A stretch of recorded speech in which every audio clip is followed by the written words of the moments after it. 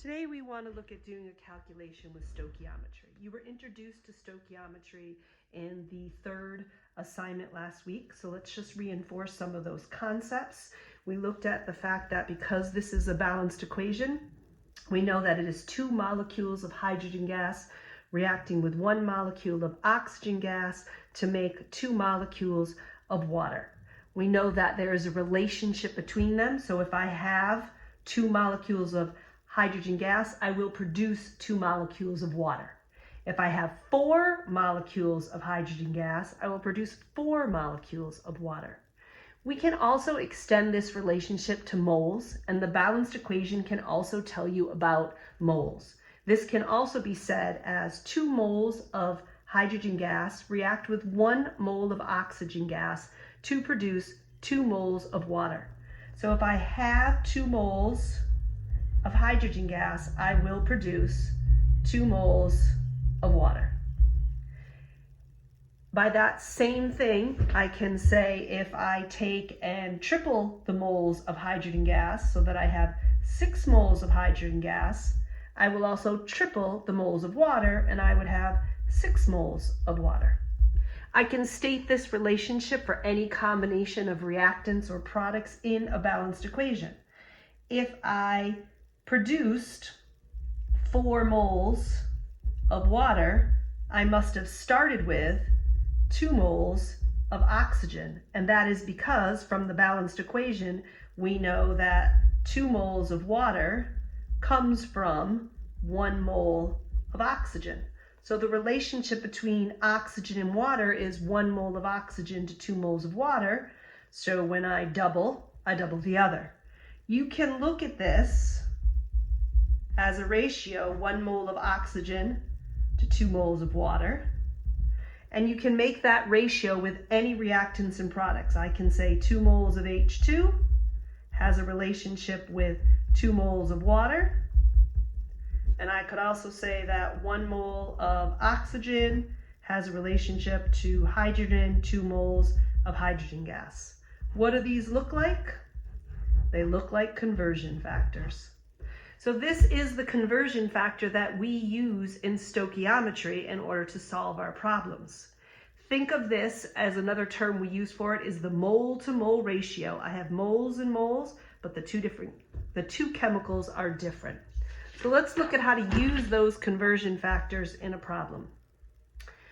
The question we are trying to solve is how many moles of water will be produced from 8.69 moles of oxygen gas.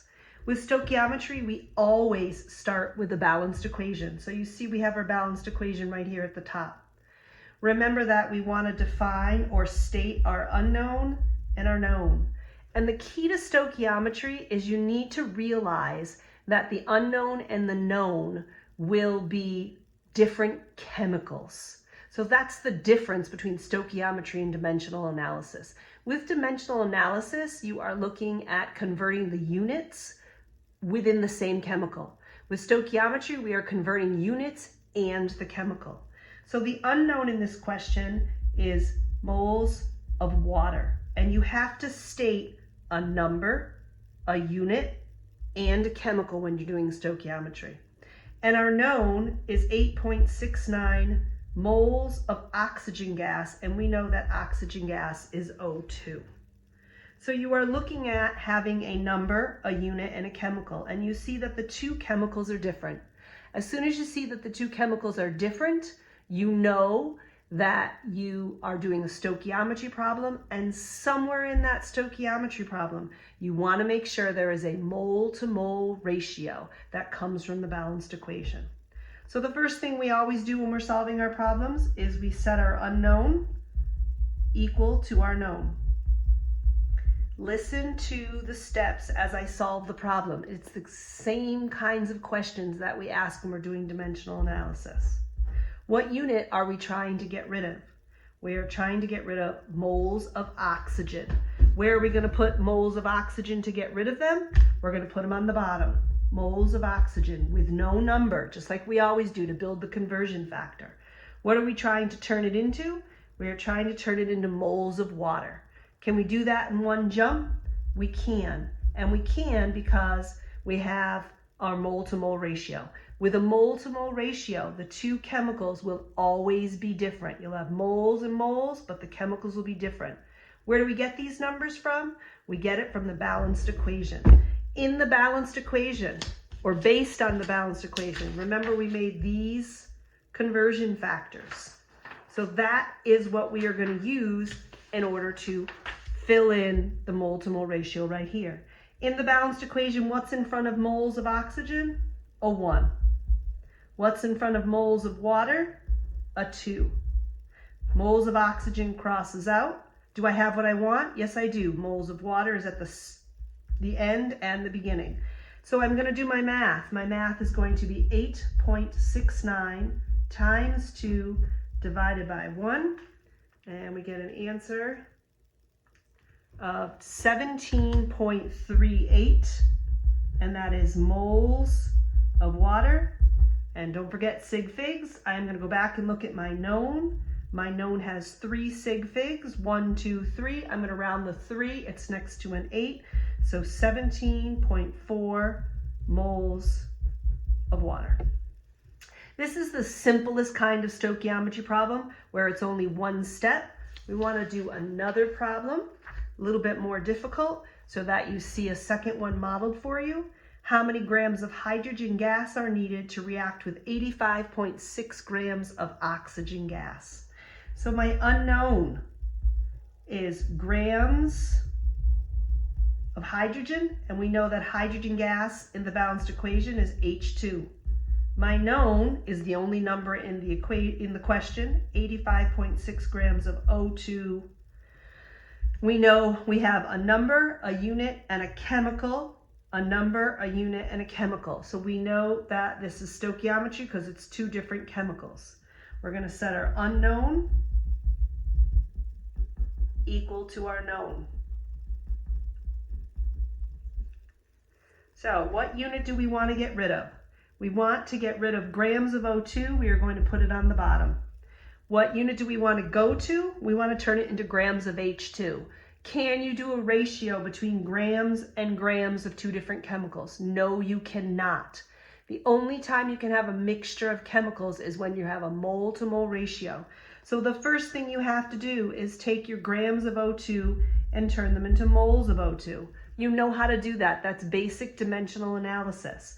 And 1 mole of any chemical is equal to its molar mass in grams. The molar mass of O2 would be 2 times 16, 16 being the atomic mass of O.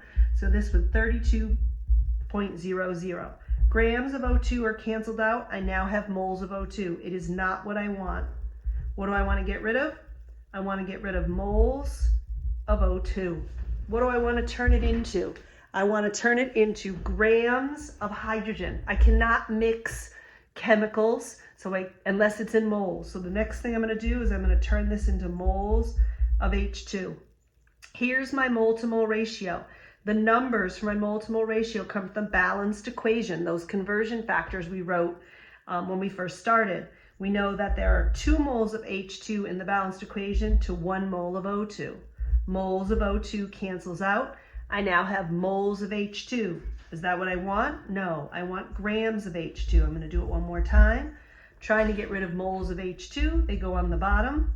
And I want to turn them into grams of H2, which I can do. I can have a mixture of units, moles and grams, when I have the same chemical. We know that 1 mole of any chemical equals its molar mass in grams. The atomic mass of hydrogen is 1.01 times 2 gives me 2.02 grams. Moles of H2 cancels out. Grams of H2 is what I want. The end matches the beginning. Now I want to look at the math. 85.6 times 1 times 2 times 2.02 divided by 32 times 1 times 1. And this gives me an answer of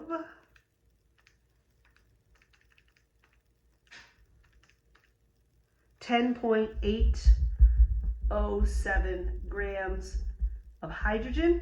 I do have to do one last step, and that is to go back and check sig figs. My known had 3 sig figs, so my answer can have 3. 1, 2, 3. 8 is next to a 0, so I leave it alone. So 10.8 grams of H2. The key to stoichiometry problems is that you do have a mole-to-mole ratio in your calculation. Be careful. Mole to mole is the only time where you can have two different chemicals. If you are mixing grams and moles and the chemical will then be the same, chemical's the same, you have to revert back to your dimensional analysis, which is what you are familiar with using. I will also post a video of somebody else doing some problems so that you have a different source to look at. Good luck with the problems.